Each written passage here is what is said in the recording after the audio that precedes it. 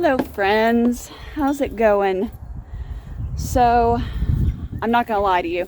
Today I am functioning on spring vibes and coffee. I just got off of work and got myself all squared away with some garden grunge clothes, and we have a small project which is involving the greenhouse. Need to work on getting that bad boy cleaned up and organized this afternoon. So that's exactly what we are going to do. I'm going to put you on hyperlapse for the majority of it, but I mean, honestly, things kind of got a little crazy here over the winter months, so it's just a mess in here. And we're about to start seed starting, and we've got all these pots and things that we need to work on getting cleaned up and ready for our future seedlings. And then there just needs to be some space obviously made where we can easily walk in and walk out of the greenhouse. So I'm going to go on ahead. I'm going to put you on hyperlapse for all of the fun moments in this video. And I'm going to drink my coffee and hopefully get this all situated this afternoon so we're good to go for this weekend, okay? All right, hyperlapse commencing now.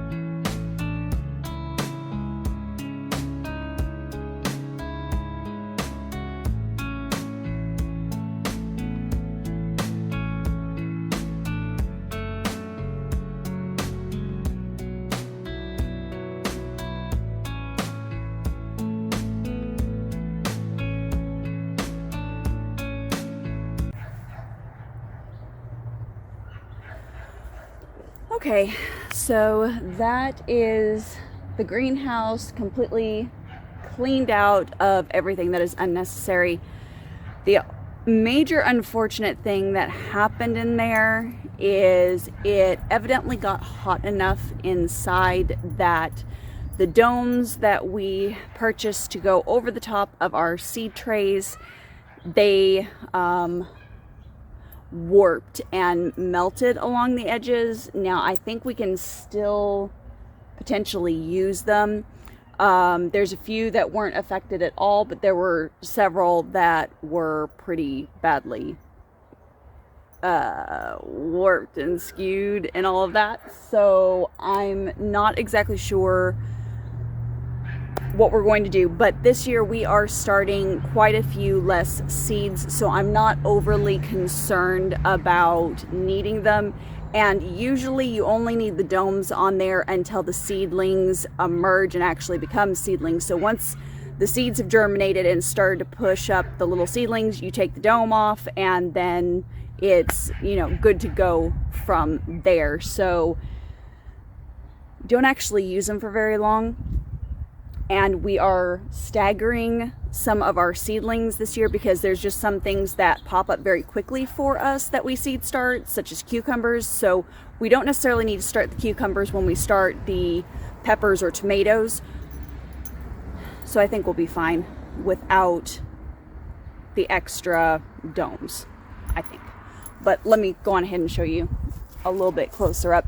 So I work in piles. I don't know how anybody else organizes or cleans things out, but this pile here, we have totes and everything in the garage that we've got set up for all of these supplies. So all of this just needs to go in there. That is an extra bucket that's out here for some reason. I'm not exactly sure.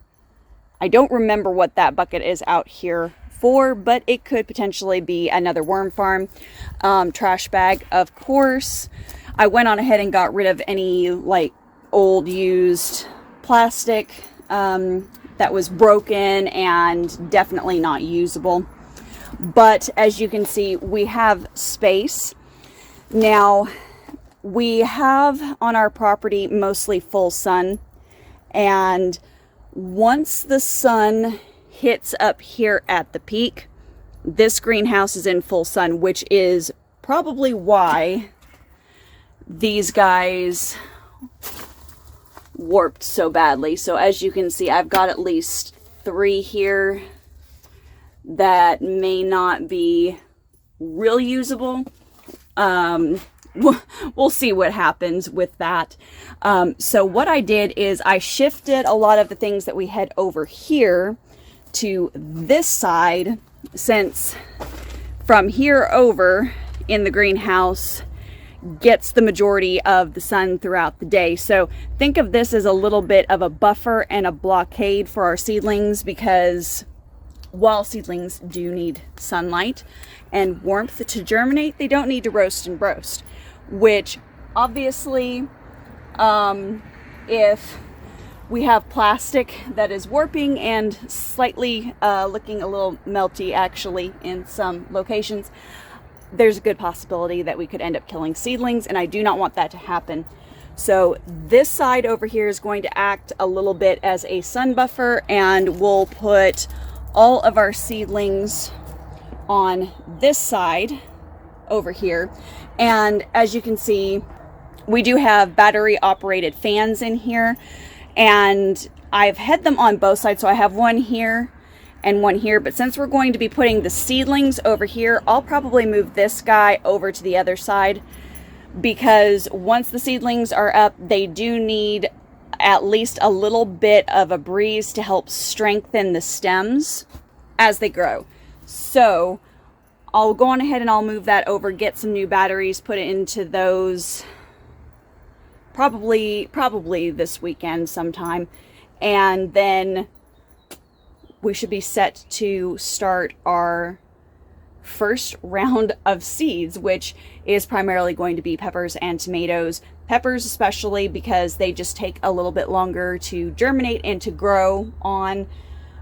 And right now our greenhouse, even at night, is staying in the 50 and 60 degree range. So even though we could potentially have a very large drop in temperature, I am okay with starting the peppers and the tomatoes, because I can just bring those in if it's really going to be a massive drop and not have to worry about it.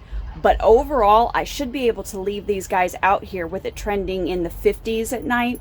60 for soil temperature is a little bit more ideal, but during the day, it's getting so warm in the greenhouse, even with the door and the window open, that the soil temperature should keep a little bit longer through the night. So I'm not overly worried about it. Now, just as a recap, if you've not watched any of our videos, our greenhouse is not a heated or cooled greenhouse. So there's a part of me that likes the idea of having that. The other part of me does not want to necessarily become dependent on having a heated or cooled greenhouse. And the main reason is, something happens, I need to know that I can grow what I need to grow without any extras, if that makes any sense. Hopefully that makes sense. But that's a wrap on this video, guys. I'm going to go on ahead and sign off here. If you have any questions or comments, or want to know anything about the Polaram that I've not addressed in previous videos, go on ahead and drop me a comment down below. I would love to hear from you guys. As always, keep it simple, natural, and essential. I'll see you on the next video. Bye.